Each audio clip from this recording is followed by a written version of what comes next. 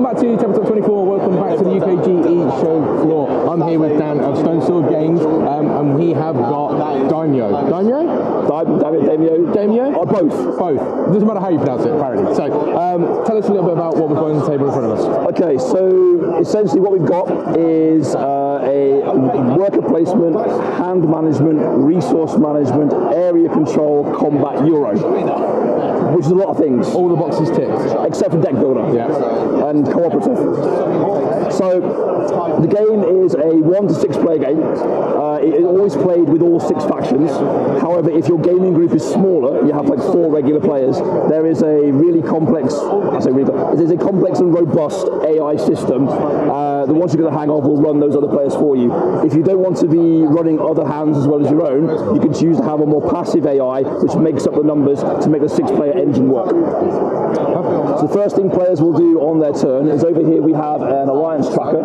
So there are 3 possible alliances that can be made in any given turn. Players will take it in turns to put 2 tokens per time on there, and that will determine turn order depending on your position on the track, and also who's on what side of the alliance. So for example, if we are playing a game, I'm currently winning, I get this prerogative because I'm showing you the demo. I'm currently winning, and you know though, if you can take some of my provinces, you're going to beat me. You'll make sure, if we're playing red and yellow for example, you'll put us on opposite sides of this track. That makes sure you know you can attack me to take those provinces from me. I know your game, we've played before, I know how this works. I'm going to put us on the same alliance so you can't attack me. Other players will have other agendas and we'll fill that table out like that. Once the alliance tracker is full, the table then goes to bid as to which one of those 3 alliances is the one we're going to use. So while there's one I want, it might not be the one I get. I might have to adapt my game plan accordingly. Once that's all done and turn order is set, there's an action phase. There's a large amount of action boxes over here. This is basically a very simple, very elegant, bog standard worker placement. You take your cube, you choose the action you would like to do, you put your cube on the action box, you take the action. It's nothing you haven't seen before. It's very slick, it works, we haven't messed with it, we don't need to. This will let you get all the resources you need to be able to play the game in the next phase. You can buy more army cards that will go in your hand, which will let you attack and defend provinces. You can buy supply carts and ships. This will let you move further from your locations to attack further afield to gain more provinces. And there are a few other things you can buy, so you can reinforce castles. You can straight up just buy a province. One of the strongest actions in the game is you can roll up outside someone's gate, chuck a bunch of money at them and go, hey, you work for me now. You take the province card, it's yours. Once the action phase is complete, the main part of the game is the area control fighting section. So every single castle you see on the board should be sat on the circle. These are the provinces that you're going to fight over. Every province has a card.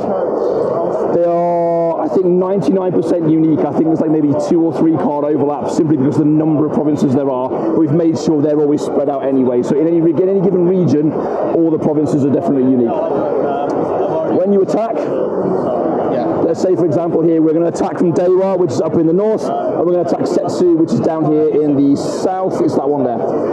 So let's say you control Dewa, you're launching an attack. This flag here tells you you can use 3 of your army cards to launch that attack. So you're going to pick 3 army cards, you're going to put them face down, that's your attacking army. If I'm defending, I'll do the same thing. I check my capacity, 3 in this case. I'll choose 3 cards, I'll put them face down. I'm about to blow your mind with the biggest innovation the games industry has ever seen.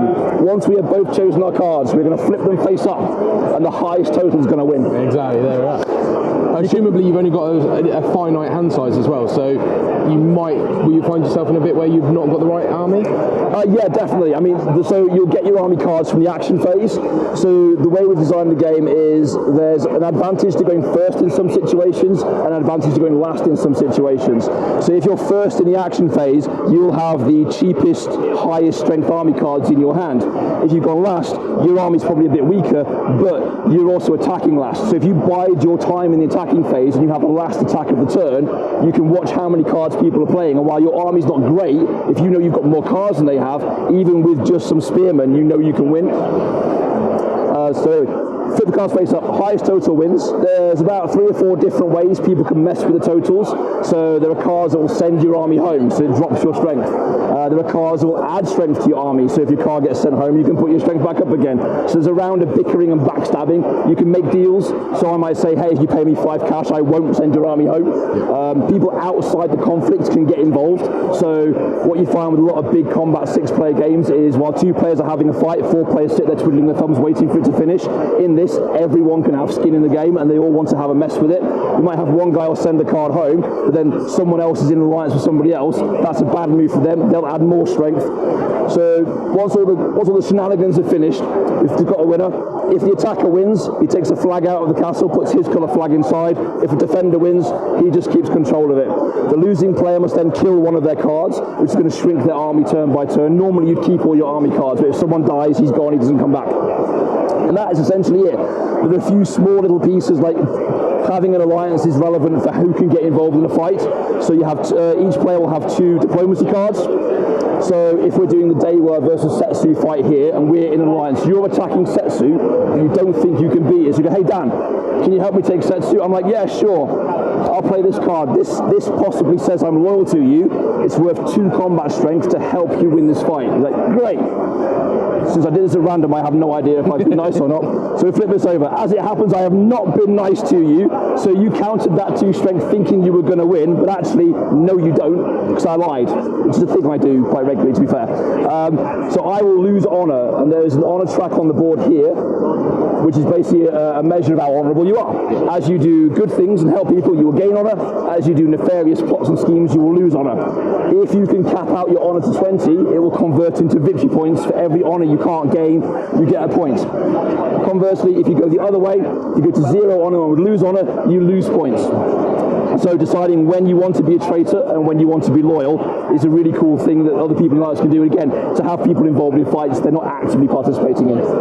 Yeah, so getting everybody around the table and actually getting everybody else involved. And like so at its very core, like obviously the combat system of flipping cards, the worker placement is a very simple worker placement game. The mechanical side of the game is very easy to grasp. It's mechanics a lot of people will be familiar with. They've all been melded together to make this really slick combat Euro game. The complexity of the game basically comes into your ability to negotiate, try and basically socially engineer the people at your table to do what you want to do, attack the people you want to do.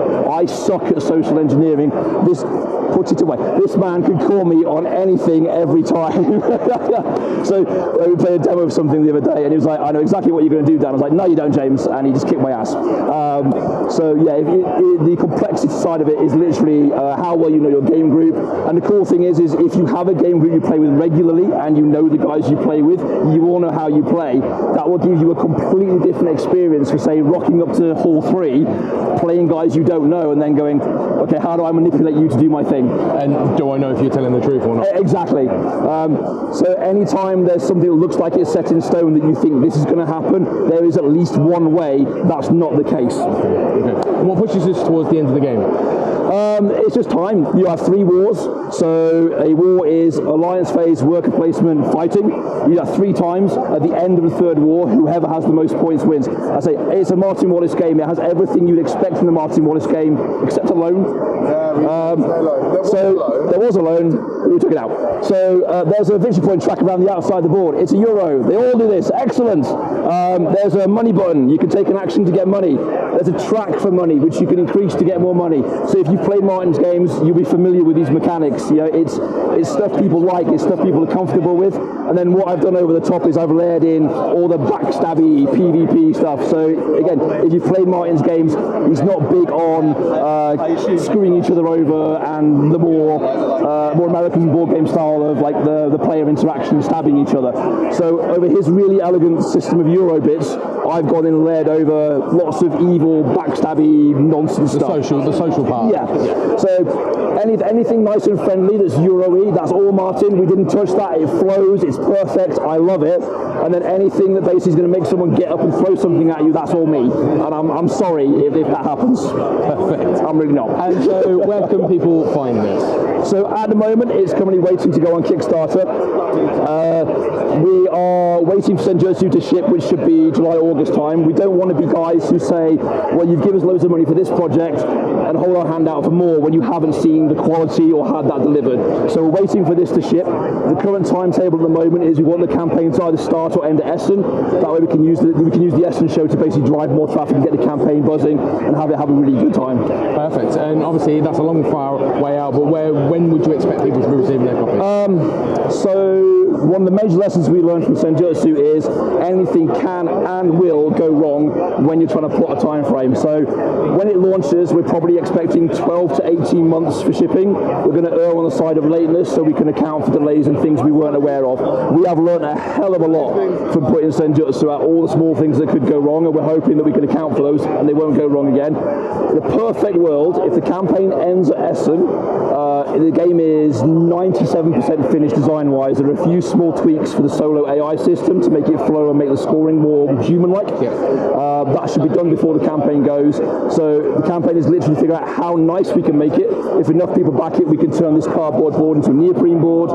We can put metal coins in or not. So once that's done, it'll be a case of going to our manufacturer and saying, how fast can you make it now? If the thumbs up is great, we can do it straight away. If we can press the manufacture button this side of Chinese New Year, we could have it here at Expo next year. If not, it'll be probably Essen next year. Yeah, which is great. So that's perfect. So check out these guys out. Obviously, wait and follow the campaign that will be coming up towards the end of the year. Check out the other videos from the convention, and we'll catch you